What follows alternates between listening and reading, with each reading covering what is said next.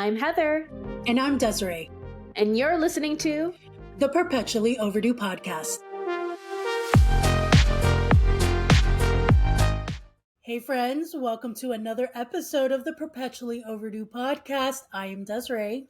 I am Heather. And today we are going to talk about romanticizing your life. The do's and don'ts, let's say, because many of you possibly have seen, I always reference YouTube because that is pretty much where I live. There was a season, a lot of YouTubers were posting this new trend of how to romanticize your life. Had you come across any of those, Heather? Not on YouTube, but I just think that on social media in general, a lot of popular social media accounts are very curated aesthetically, and so they definitely paint a very specific picture about that person's life, and it can look very romantic and it can seem very exciting or alluring in some type of way. So to that extent, but none of the YouTube videos, no. There were very specific videos that came out, and of course, they were very pretty. They were very curated to every shot, every B-roll, every product placement. Everything looked beautiful, stunning, romantic. The sun was streaming in at the right angle and everything. What did these videos, just for somebody who's never seen them and possibly for our listeners or viewers who have not seen these, what would one of these videos typically look like, or what would be the content within them? Are they trying to teach you how to make curated content as well? No. So with these videos, they have evolved with time, but in the beginning, it was very much about watch me romanticize my life, and hopefully it's motivating for you to romanticize your own, kind of a deal. But it was very self-focused, I would say, those videos.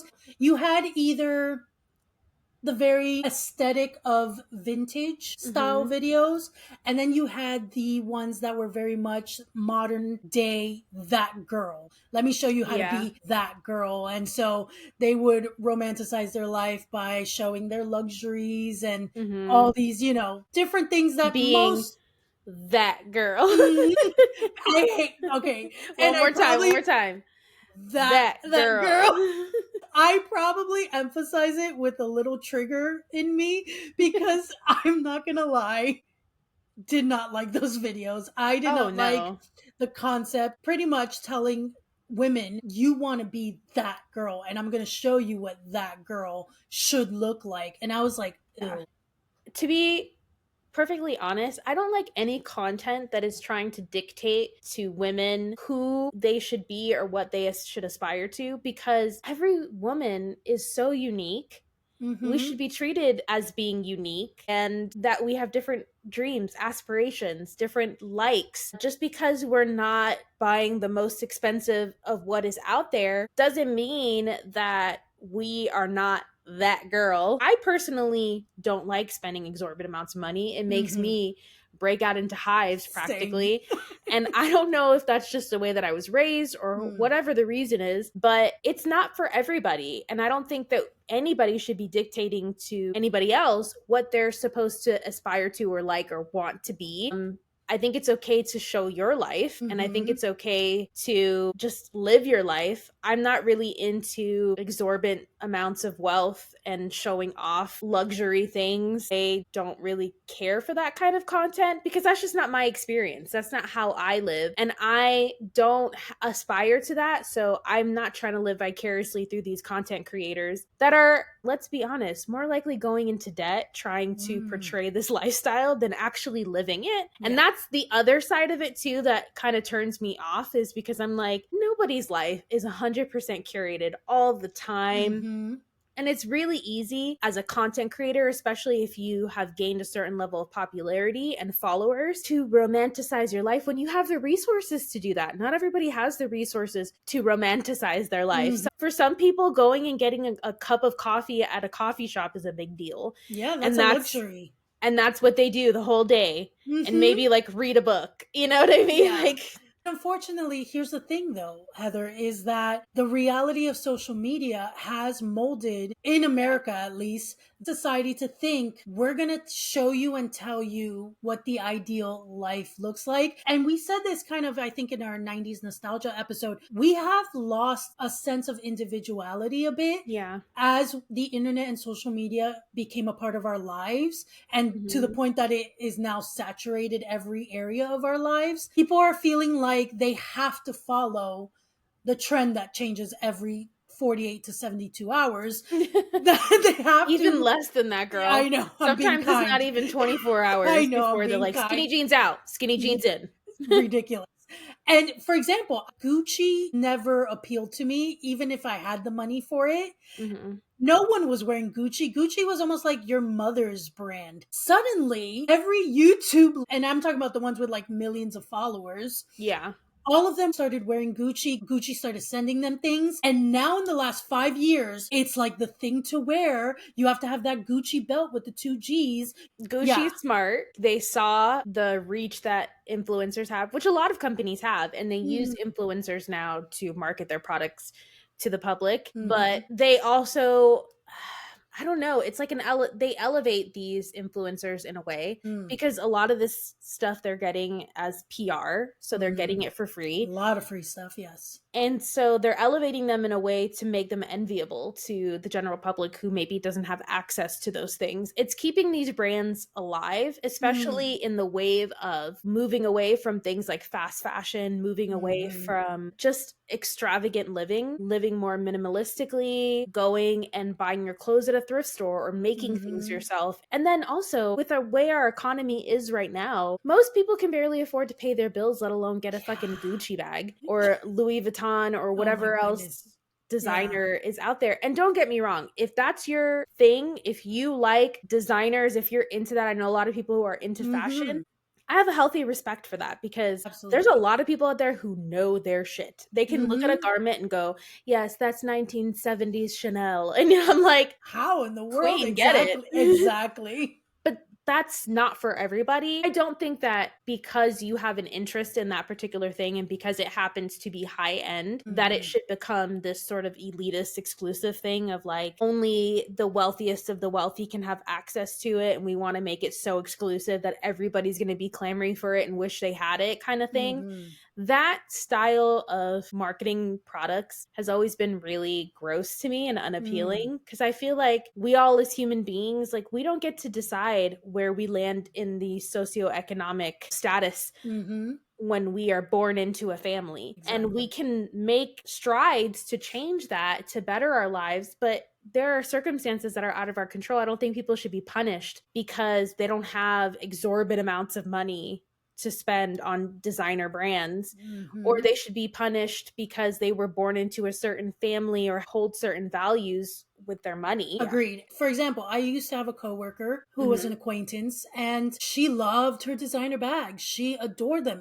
I was like, if that's your thing, that's great. What Yeah. wasn't great was that I had fake Chanel. I didn't give a damn that it was fake. It was a cute bag and I used it and I brought it to work because it was also convenient. I bet And she made sure to tell you it was fake no, oh, though. but she did it in the most passive way too. She was complaining about a friend, how she had a fake designer bag, and she's like, I don't know how you could do that. Like, how are you not embarrassed? It is obviously fake. Why would you carry that around? And I'm just looking at her straight in her face because Like, I bitch, know. I know who you're talking about. Like, my bag is literally on the table where we leave our bags to do our job.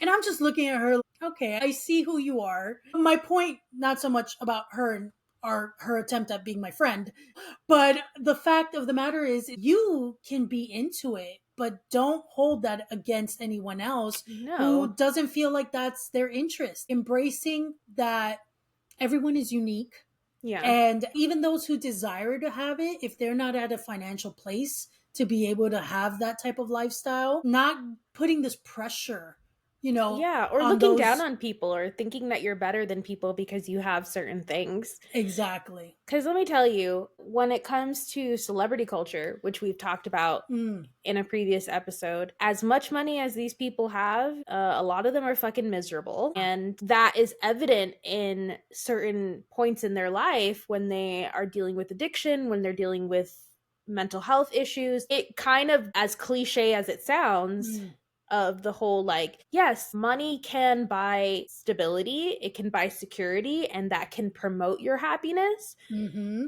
but it cannot define your happiness mm, altogether. Like, money is a small part of that. You can have insane amounts of money and still be a miserable person. You can have all of these crazy possessions and sought after items and still be unhappy at the end of absolutely. the day. So yeah, I agree with what you're saying. And as far as she goes, the average person probably cannot tell a fake designer bag because they don't give a shit. No.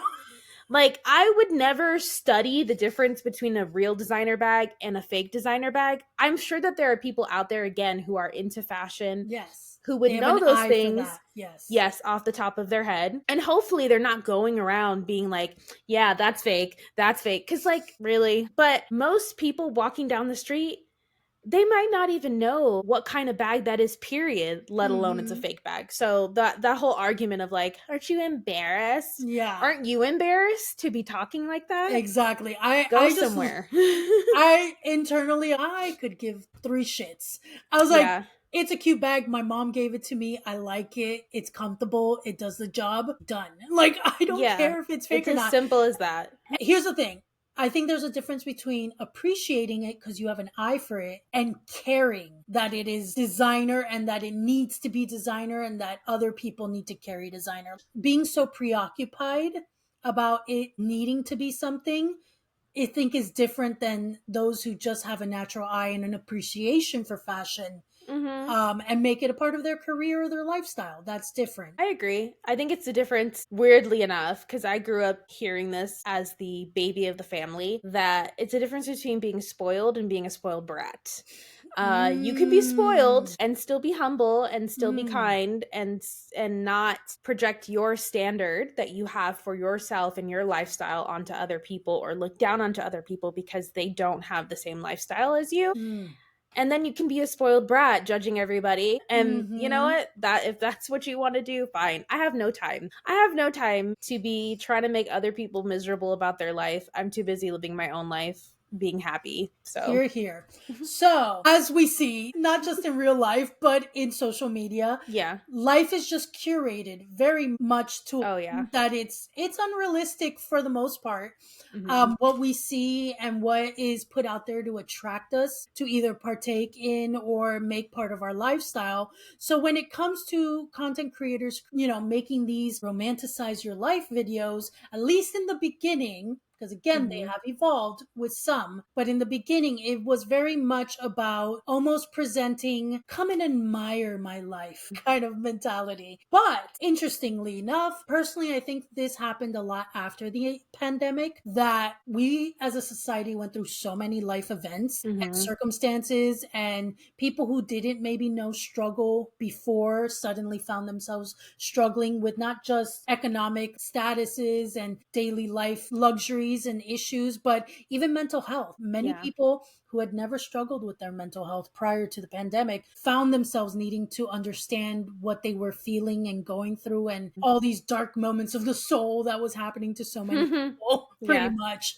So I think people's priorities changed a lot. Not for Hmm. everyone, but a lot of people within our country. I can't speak for the rest of the world. So, because of that, I feel like there has been a demand for authenticity in social media. Hmm. And Yeah. people are wanting to see genuine hearted people living their lives, whatever it looks like, whether it's humble, beginnings to extravagant lifestyles. I think it's more about the personality of the content creator that people are wanting to see more of. Yeah, I would agree with that. I think that there was a point in time in which it had gotten a little bit out of control. And I think Mm. that's kind of, it's almost like a pendulum Mm. where it swings one way to the extreme and then kind of comes back Levels and out. levels out a bit. because you still see a lot of curated content. I don't follow a lot of people that I don't know, but I follow a few people who interest me. And have one person in particular, really the only person that I can think of, whose content is very curated. I mean, if you look at their Instagram feed, it's even the same color palette. It's all very aesthetic and beautiful, and the videos that she does are also very aesthetic and beautiful and show her life in a very particular kind of way. I do appreciate that she is upfront and honest about the fact that her life doesn't look this way 24/7, and that on occasion she'll show a glimpse into what life really looks like. And I remember that even being a trend on Instagram at one point, of what you see, what you don't see. They'll show you a part of their home that is very clean, very well decorated, very curated, and then they'll show you a spot that is just to the right or to the left of it, and it'll be like chaos, boxes everywhere, and it's real life, it's living. And I feel like that whole trend of romanticizing your life, but also just showing certain things about your life that may or may not be totally accurate, as far as like you being sponsored to showcase a certain product, be in a certain location, wearing certain clothing, things like that. Standing exactly in front of this really expensive car. Exactly. And at that time, there was a lot of ignorance out there in the general public about whether or not this stuff was real. Everybody just assumed, oh, this is this person's life 24/7. Yeah.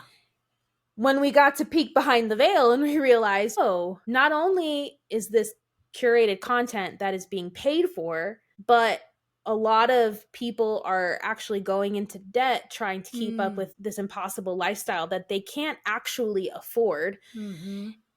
And then it kind of like broke down. And that was around the time when Instagram models were a thing and everybody was getting the same exact plastic surgery procedures. And all of these girls were looking exactly the same. And then it got to a point where people are like, I am tired of seeing the same person on my feed. I need to see some different features. I need to see some, uniqueness. It reminds me of Kendrick Lamar. On his Damn album, he's like, I'm getting sick and tired of the Photoshop. He was like, show me an ass with some stretch marks, and I was like, hey, I got him. I'll show mine. That desire for authenticity of we're tired of seeing the same thing over and over again. And then especially to find out that it's not even real. That's crazy. Yeah. Even more so. It's funny because I will say, I don't think curated content is going anywhere, and it doesn't need to, because I think there's a place for all of it. Like you said, the person that I know you showed their account to me, it's beautiful. It's curated exactly to what she has branded for herself. But again, like I was saying, I think it's the fact that she comes off as authentic and a genuine person is why there's a positive, like, you don't feel ick watching their content. You feel very much the energy behind who the person really is will come off in what they're putting out on social media. Yeah, and not just that. I think too, she doesn't seem out of touch, even though she has a really beautiful life and somewhat of an extravagant life. She has some privileges and luxuries that the average person doesn't have. She always comes off really humble about it. Right now on YouTube, I don't know if you've noticed this, a lot of people are creating content specifically addressing the content creators that have come up in YouTube and have gained popularity, and just how out of touch once they reach a certain tax bracket, once they reach a certain level of fame and popularity, how out of touch they seem with the average person's life and struggles. And there is a way to have wealth and status while simultaneously staying connected to reality and to the fact that not everybody lives this way. I think a lot of the complaint that people had was that not only were they coming across out of touch, but they were actually complaining about their life of privilege. They were complaining about the luxuries that they had, or even their job of being an influencer and being like, it's so hard. And everybody was like, okay, I'm struggling to literally pay rent. talk to me about something else. That's not what I don't want to see you complaining about your life. And I get it because there are things that come with exposure, you know, lack of Yes. privacy, judgment, all of these things. However, you can walk away from that at any time. There is a point in which you can live comfortably enough, make correct investments, and not have to be in the public eye. You're choosing to be in the public eye. You're choosing to put your content out there. You're choosing to put your life out there because there's a part of you that enjoys that and likes that, and there's nothing wrong with that. It's the out of touchness, it's the insincerity sometimes of not really knowing when somebody's being genuine or when they're just trying to push a product at you, or, you know, their Amazon storefront. If I hear one more fucking person tell me to go to their Amazon storefront or tell me to comment to get a certain recipe for something, I'm gonna lose my. I'm like, I'm so sick of being advertised to all the time. And it's like now our lives have become one big advertisement, even the way that we present ourselves to the world in a way that is curated. And again, I don't mind curated content. We like pretty things. We like pretty things. I mean, to a degree, I curate my own content on social media. I'm picking good angles, good lighting. You know what I mean? I'm putting the filter on. I'm doing the thing, but I'm not really going out of my way. Most of those moments are really what they are. Like if I post a picture of what my house looks like decorated for Christmas, I didn't get a professional decorator to come in and decorate it for me just so I could take this picture. That was me. I hung those stockings. I did that shit.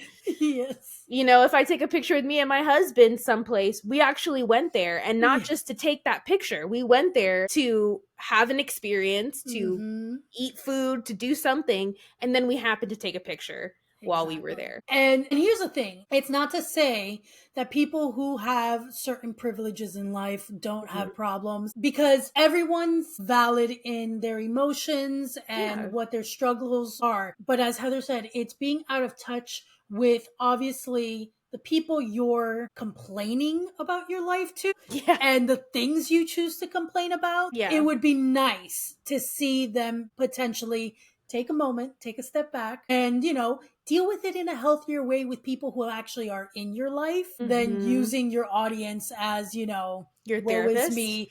Yeah.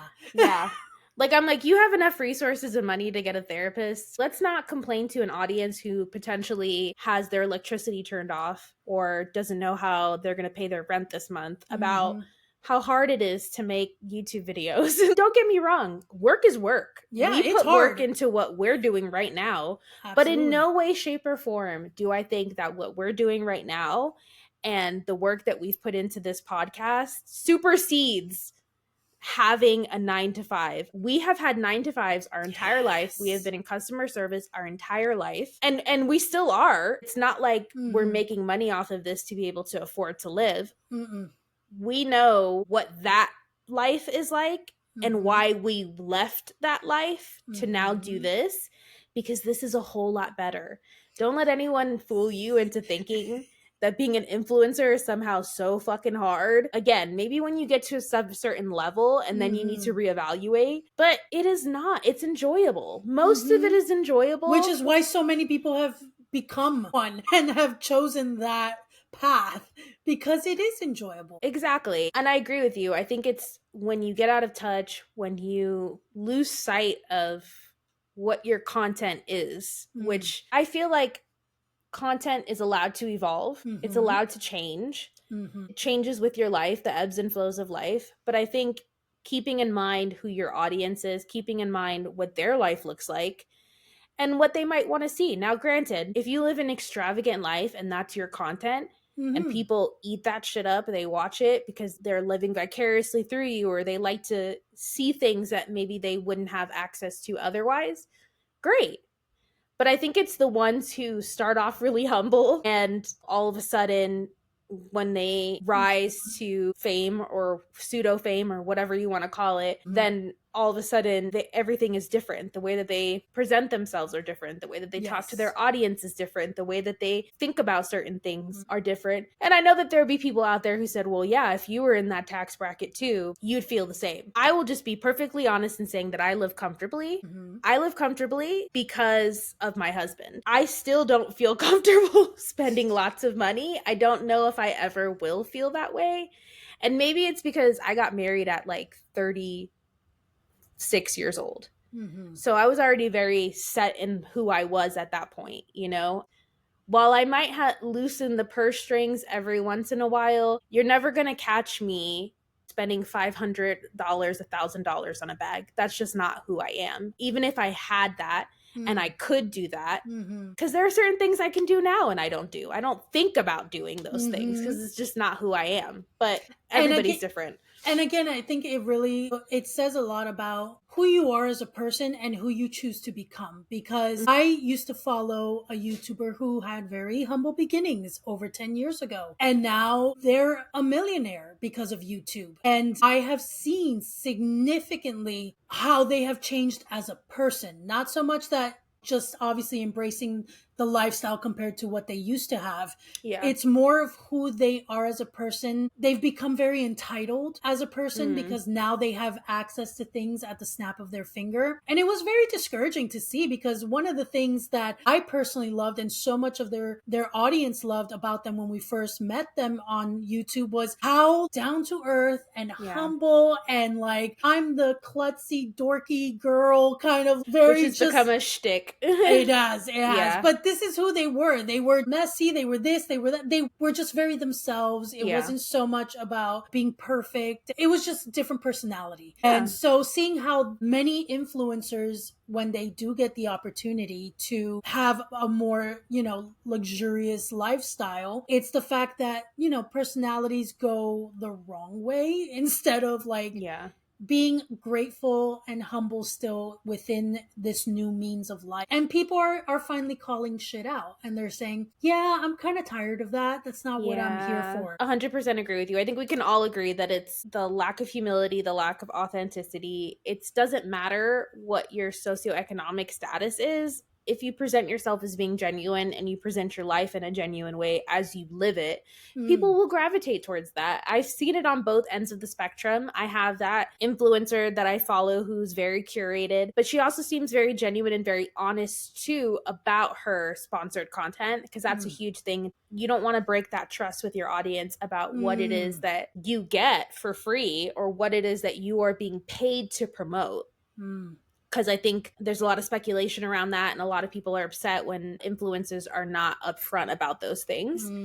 And then I've seen influencers who are in their come-upping stage, where you see their sort of humble beginnings and everything is about their personality. Their Instagrams, their social media, they're not aesthetic. They're just what they are. They're holding a camera, talking to their audience in terrible lighting. And there's something really appealing about that too. If you have a dynamic personality, or if you have something to say that people want to hear, regardless of what your background looks like or what your lighting looks like, about what the camera quality is or the sound quality, people will gravitate towards that. And I've seen a lot of people who, if you look at their videos, it's literally the same every single time. And it works for them. They have an audience. They are popular because they're genuine. I would say that when it comes to romanticizing your life, there's clearly ways we're leaning towards not doing it. But there is something about the concept of taking your everyday life and romanticizing it in a way that I think makes you appreciate even the little things of your day. Totally. And I think that can be done in a positive way. I will just say, especially in the wake of the pandemic and everything that has transpired since then, I need a little magic in my life. Yes. I think we all need a little magic in our lives. We need to love our lives and feel at peace and content and have a sense of security, even if that sense of security is a little delulu. You know what I mean? Because things come and go. Yeah, exactly. Things come and go. The sense of security that I feel now that I didn't feel 5 years ago, it could be Mm. gone tomorrow. I'm Mm. very aware of that fact. And there's a sense of gratitude that comes with that. But there's also a sense of I want to make the most of every single day that I feel Yeah. this way and every single day that I get the luxury to romanticize my life. Because let's be Mm. honest, there are people out there, they don't have the time and they don't Yeah. have the resources. They're busy raising children, they're busy working Mm-hmm. 2, 3 jobs. If you even have the time to get cozy on a reading chair with a hot cup of cocoa or coffee Mm. or whatever tea that you like to drink, and you get to watch the snow coming down outside Mm. of your window, and you get to like take a moment and look and appreciate and meditate and then read your book, that is a huge win in my Yes, opinion. absolutely. That feels romantic in a lot of Mm-hmm. ways. Mm-hmm. And I think it is important to find those moments in your life throughout your day as much as you can, as Mm-hmm. much as life will afford it to you, and as much as you can carve out for yourself, to find those moments where you can make something special for yourself, something that feels magical, something that's going to bring you joy. Yes. And that's the key, I think. What's going to bring you joy? See, Yeah. for me, it's been a hard few years for me and my family, and I have had the opportunity to do little things that I knew would bring me joy. People come into, I mean, currently, right now, if you are watching this podcast, I apologize for the mess over my left shoulder, but I am about to make a big trip to Colorado. So I'm prepping my luggage stuff. So ignore that. But for example, the lights. People come into my room and they're always blown away. I don't want one overhead light. No, I don't turn on the overhead light. I have my curtain lights. I have my light bulb that changes color over here. And it's not something I did overnight. It was with time. Mm-hmm. And it just brings me joy that I can walk into this space that I know is mine, and I've romanticized it so I can sit at my desk and do whatever I'm doing. It's the little things that I think Yes. whatever will bring you joy, give yourself permission if you're able to partake in that and Mm-hmm. experience it whenever you can, even if it's only once a week or something. But I think, like Heather said, we really do all need a little magic sprinkled over our lives right now. Yeah. And I think as we move forward, we should give ourselves the permission to embrace the little things that bring us joy and not be ashamed of experiencing them, giving it to ourselves, Yes. essentially. So, Yeah. in that way. I think too, it's like growing up, I had this sort of poverty mentality. I know what it was like to have an eviction notice stamped on your door. I know what it was like to have your electricity cut off, or your cable cut off, or your internet cut off, whatever. And it didn't take away from my childhood. I never felt like I was lacking anything per se. And for that, I feel very fortunate because I know that not everybody can say that. But when you grow up in that sort of environment, you learn to pinch every penny, to count Mm, every little thing that you put your money towards, and you know how to stretch things mm, very far. You'll find 3/4 out of a nickel somehow. And it's not so much that, it's not so much being frugal or being considerate with your money. It's more of the mentality that comes along with it, where you don't allow yourself to have any luxuries. And mm, luxuries can look different for everybody. Luxuries, like you said earlier, can look like a cup of coffee, mm. that instead of making it at home, you go out to a coffee shop and you get a cup of coffee with a real espresso machine. You treat yourself. And that's something that we've seen a trend spring up. I don't know if you've ever seen Parks and Rec, No, but there was an I episode should. of, it's okay, but there was an episode of Parks and Rec where the whole thing was treat yourself. You know what I mean? And they would do certain things that made them happy. And it Mm, didn't have to be extravagant things. There have been various moments throughout my life, whether I was struggling financially or whether I had security, that I look back on and I'm like, that was a really beautiful moment, or that was mm, a really beautiful place that I was able to be in and witness. For me, nature is a huge component to the magic in my own life. When I am out in nature, or if I mm, see beautiful places, experience beautiful things, I remember I talk about romanticizing your life. I had just got out of a very serious relationship. It was the first time I ever lived with a partner, and I had endured emotional and psychological abuse that I didn't realize until after the fact. When I moved out, I had to leave the city that I was in because I was living there with him specifically. I didn't have any friends, I didn't have any lifelines. I moved in with a friend who was kind enough to let me stay in a spare room that was empty and not have to pay any rent until I could figure out what I was going to do next. I had no job because I was working part-time at a hotel, and well, my partner had told me that he would provide for me and then regretted that decision, and then I had to get a part-time job, and I had to leave that part-time job because it was back in that city that I lived in, and I really didn't have a clue what the fuck I was doing. I remember I came and visited you for a couple of weeks. And then I went back to Kansas City, which is where I was living at the time, and I packed as much of my stuff in my car as I could, which was a Scion. If you know that car, it's literally a toaster. It was a good sized car. Like, I was able to fit quite a bit. I left a good chunk of my possessions in Kansas City with my friend who was keeping it in his garage for me. And I went down to Texas where my family was living, and I just kind of bounced around. Like, I slept on my friend at the time's couch, and I was very determined that I needed something for myself to heal because I was very broken. And I decided I wanted to go on a solo road trip through beautiful places in the country that I had never been able to see before or even thought about. This is around the time when I really started getting into hiking and nature and finding solace in the outdoors. I worked, shipped, and DoorDash in order to save that money. I was very fortunate, like I said, to have a friend who let me crash on their couch and didn't ask me to pay for anything. And I just saved up as much money as I could. I went to Big Bend in Texas, went to Great Sands in New Mexico. I also went to the Gia Forest and I saw real cave dwellings, which was amazing. I went to the Grand Canyon and I ended my trip in Zion. I'll never forget hiking up this particular trail, whose name I can't remember now. I was by myself. This was all by myself. I literally booked Airbnbs. I stayed at a convent at one point. I don't remember you telling me that part. Yeah. It was very scary to be there at night because nobody was there at night, and it was just like this long hallway of empty rooms, and it felt very The Shining to me. I was like, please, I can't deal with any demons right now. Yeah, no ghosts, no demons, I can't deal. But it was a risk I was taking. But I will never forget climbing up this trail.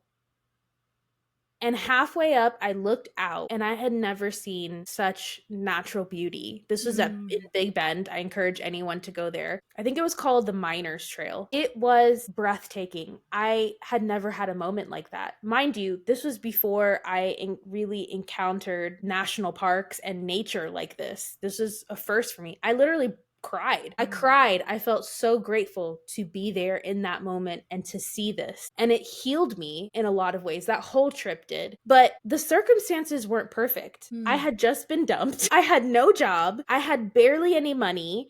I had to borrow somebody else's car because my car wouldn't have made that trip. Mind you, the day that I got back, the very next day, I walk outside. I was at my sister's house. I walk outside, flat tire. That could have happened. I was like, gosh, it waited until I got back. Thank you. Thank God. Yeah, thank the universe. I slept in my car at one point. You know what I mean? It wasn't perfect, but there were moments throughout that. That trip defined me. I will never forget that for the rest of my life. That was a huge turning point in my life. And I just made the decision to do it.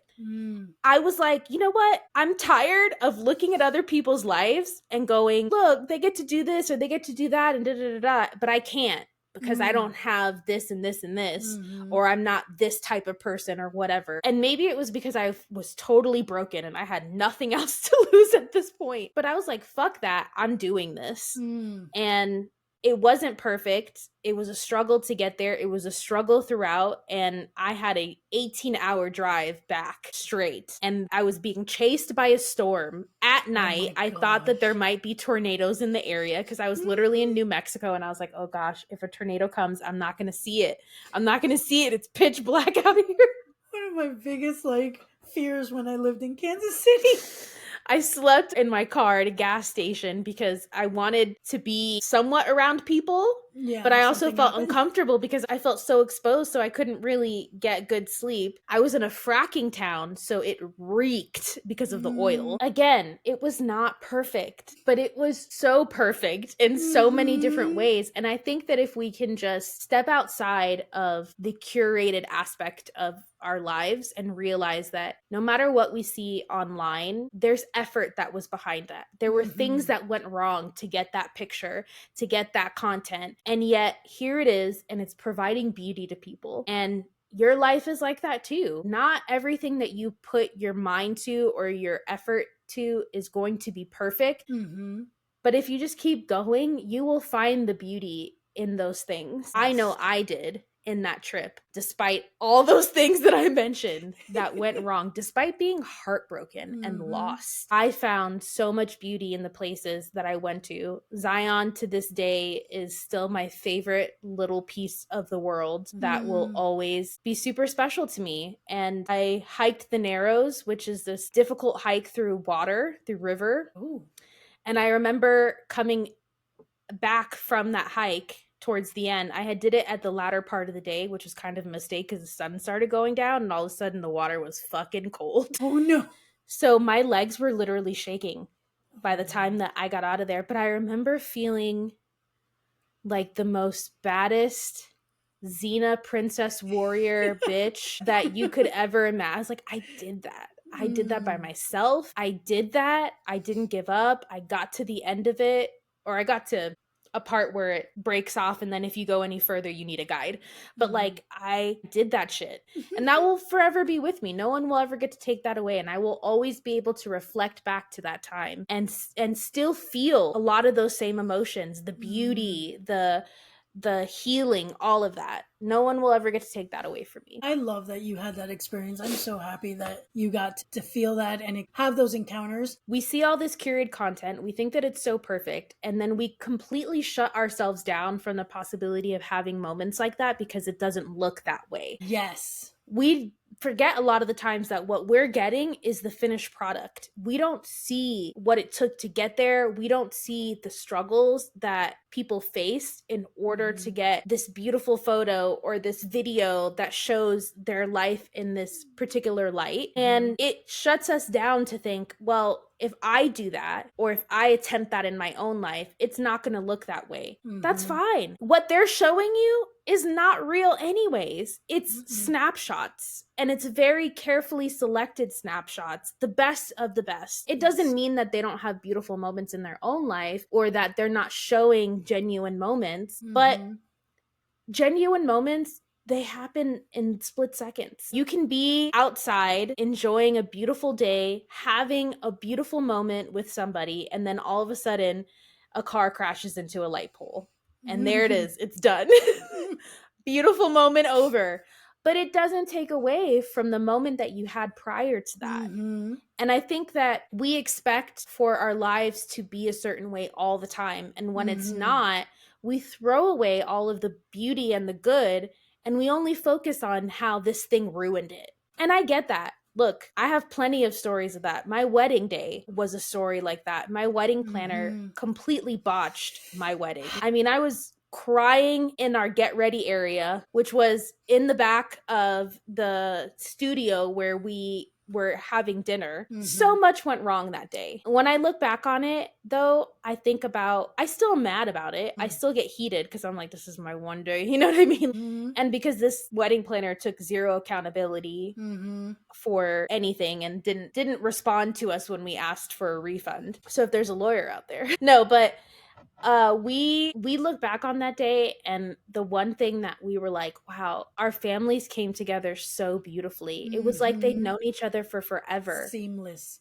They got along so well. All of my friends that were there were emotional and crying. Friends that I have that don't cry for shit. Yeah, we were at the table together, puddles of like how any of us had makeup on still Yes. at the end of that. During the vows, during the toasts, my mom got super vulnerable during her Oh, toast, and it was very emotional.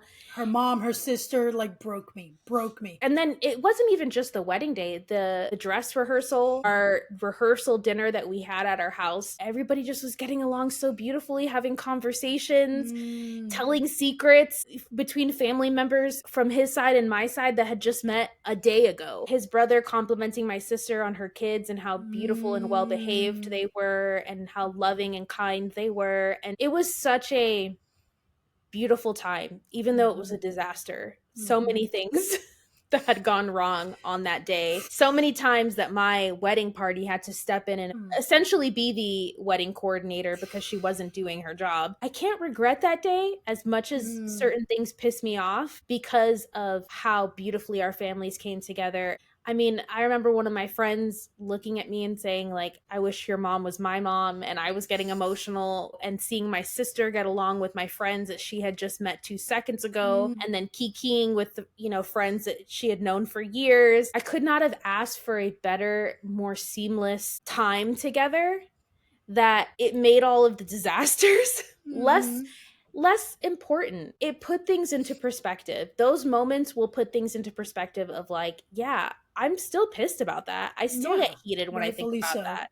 Hmm. But also, would I go back and change anything if it would affect how things went with my family and my friends? No, I wouldn't change anything. I would keep all the same disasters if it meant that we could just all be together and be happy and be joyous. It's a huge testament to how much love really was there that day amongst Yeah. everyone as a whole. Because even with the disasters, even though freaking you just said your vows and you're crying in one room and people know shit is happening, you would think that would change the mood, the vibe. People would get weird when it came down to, all right, this is happening, but we're back at it. We're gonna Mhm. focus on loving Heather and Nick and really celebrating them.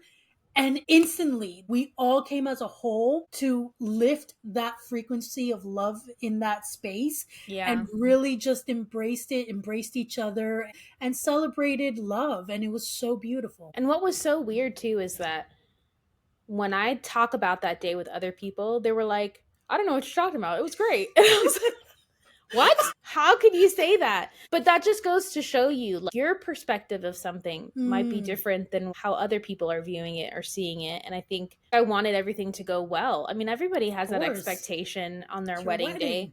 But I was really in my Virgo energy of like not wanting to leave room for spontaneity or for things to go wrong. I Mm, wanted everything to be perfect. And the fact that it was not only not perfect, but such a disaster in so many aspects. I mean, mm. this woman spilled water on my wedding dress because she was trying to get bouquets together at the last second, which then turned my hands green, all of our hands green. Yes, I forgot. That's Yeah. right. Maybe in a different episode, we'll get into the depths of the disaster of We that were gonna, wedding we day. might have to, we might have to. But again, there was so much beauty. There was something so romantic about that time as well. There are pictures that I see looking back. There's this one picture of me looking at my sister while she's trying to do her speech and not bawl like a baby. And the look of love that I have on my face Mm. while I'm looking up at her, I didn't even know I was capable of that expression. Not to sound mean to myself, No, I know what you mean. but the pure joy that I had in that moment, even Mm, though that day had been so difficult, even though mhm. we were uncomfortable in that moment because it was so fucking hot in that space for, again, another story for another day. I was like, that picture, particularly, that picture is a reminder to me of what that day was really actually about. Mm, And I encourage other people to try and focus on that more and not worry about whether or not it's perfect mhm, or whether or not it's good enough. I know that we do that to ourselves all the time of like, is it good enough? mm. Is it worthy of me putting out into the world because of the comparison? Yes. And that's something that happened a lot during that time of romanticized life. And it still to this Mm, day does with certain influencers, especially influencers who live a certain lifestyle. You think, why even bother when this kind of content is out there? Because we think that it's not good enough. But mhm. That's not the case. You will find your audience. Yes. And even if you're not putting yourself out there the way that we are with like a Mm-hmm. podcast or being a content creator or anything, and these are just private moments happening in your life, it's still something for you, regardless. Yes. It's something that you get to hold on to. And at the end of the day, isn't that what really matters most? Because if you're a content creator, your audience is not there at every moment of your life. No.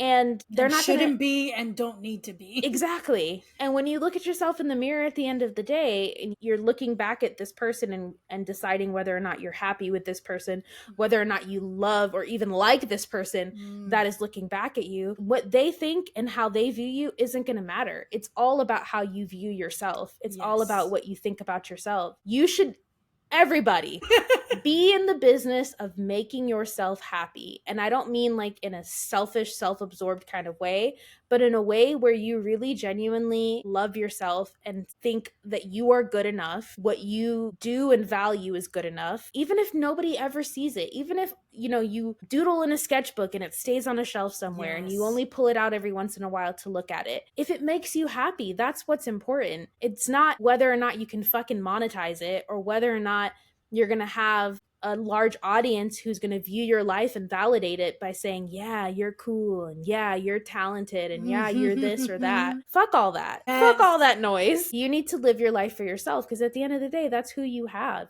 Your relationship with yourself, whether you're married, single, whatever, your Mm-hmm. relationship with yourself is the most important relationship. It's the most enduring relationship that you have. Mic freaking drop. My goodness. I will end by saying that in addition to everything, she just dropped the mic on. And for those who are content creators out there, we would encourage you also to let yourself be in the moments more. Mm-hmm. Everything does not need your phone to come out and document. We feel trained almost. We have to document this for a picture, Yeah. for a reel, for a video, for something. And we tell ourselves it's because I want to have the memory later.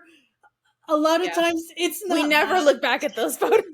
They How many live in our phone. how many Never fucking look back. videos of fireworks have I taken in my lifetime since phones happened? Ask me how many times I have rewatched any of them. Girl, this is why I go through my photos and I delete shit. One, because who has that kind of storage and who wants to pay for storage? Mm. But two, I'm like, really, Heather? Why did you feel like you needed this to look back on? Like, just no.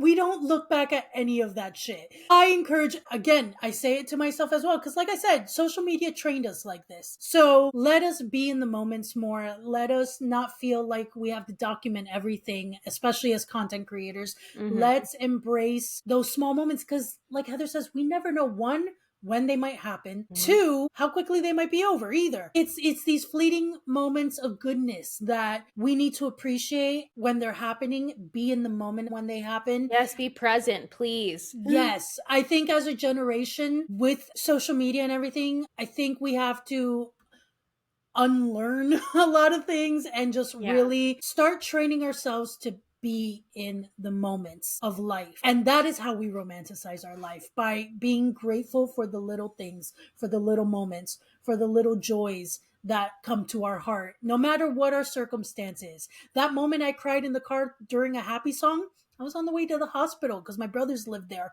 for the last year. And so I could be in a constant woe is me mentality, but no. And because a large aspect of my life is not good, doesn't take away from the moments that I do appreciate and choose to embrace that are good. They still are valid. And we need them for our mental health. It's those moments that get us from one shitty situation to the next. And Mm-hmm. the one thing that we can all relate on a human level is that life ebbs and flows. There are good things that happen, there are bad things that happen. We all experience pain, we all experience suffering, and to certain degrees, we all experience joy and happiness. And I think we have a tendency as humans to latch on more to the trauma and to the pain and to the hurt than we do to the joy and the happiness. And we devalue that joy and happiness because sometimes it's sandwiched in between suffering and pain. Mm-hmm.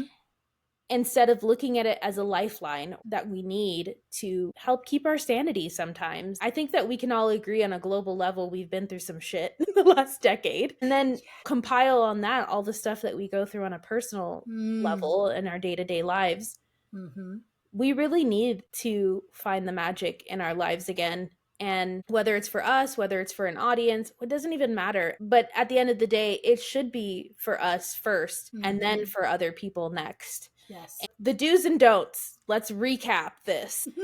Don't be a dickhead. Don't be a dickhead. Don't be disingenuous. Nobody wants to see that. Don't look down on people. Don't be judgmental. You know, it's okay for your lifestyle to change. It's okay for you on some level to change, but continue to be sincere and continue to be genuine, because that's what people want to see. They want to see authenticity. Yes. And find the joy and the magic in your life. Value it for what it is. Be present with it. Cherish it, whether you're keeping it for yourself or whether you're sharing it with an audience or with your friends and your family, whatever the situation may be. Because those moments, you will look back on those more than you'll look back on the firework videos that you took every fucking 4th of July, every New Year's. Where they're watching them more through the camera than actually watching them yourself. Oh, for sure. We went to Salem in October for Halloween, and they had fireworks. We were waiting in line for our train to go back to our Airbnb. Fireworks happened immediately. I probably took maybe one picture, and then I was like, this looks like shit. This doesn't look at all like it does in real life. And then I put the phone down and I was like, I'm just gonna enjoy this. Because really, I'm not gonna post this. Maybe I would have done it in my MySpace days or in the early Facebook days when you used to post 20 selfies. Oh my God. Of you in the same exact position, in the same exact outfit, in the same exact location, but not anymore. Definitely, at least we've grown past that stage. So for our audience, as always, again, we love to start a discussion with our YouTube comments, with threads, and with Instagram and Spotify. Again, there are many platforms. Your main ones are going to be the Instagram and the YouTube comments. I respond to practically every comment that comes to any of our accounts, whether it be TikTok, Threads, Instagram, YouTube, Spotify. I have commented on all of those. She has. We want to know, or if you have suggestions to give to other people in our audience or to us, we would love to hear that from you. How you are romanticizing your life, or how you would like to romanticize your life. How are you going to bring the magic back, baby? Because we all need it. If you aren't already, please make sure you are following us. If you are on YouTube, subscribe, like the video. As Heather encouraged, comment, chat with us. We're eager to talk and chat with you back. Wherever you're listening to your podcast, be sure to follow us there. And very important, if you could please leave us a review on any podcast platform, that would be greatly appreciated. It helps us a lot. It brings us into the algorithm so that other people can find us, so that we can all come together and build this wonderful community. So thank you guys so much for hanging out, for listening. Go romanticize your life. Goodbye. Get out of here. Do it. Why are you go still live here? your life. Turn this off and go touch some grass. Go touch some grass. Until next time, guys. Bye. Bye.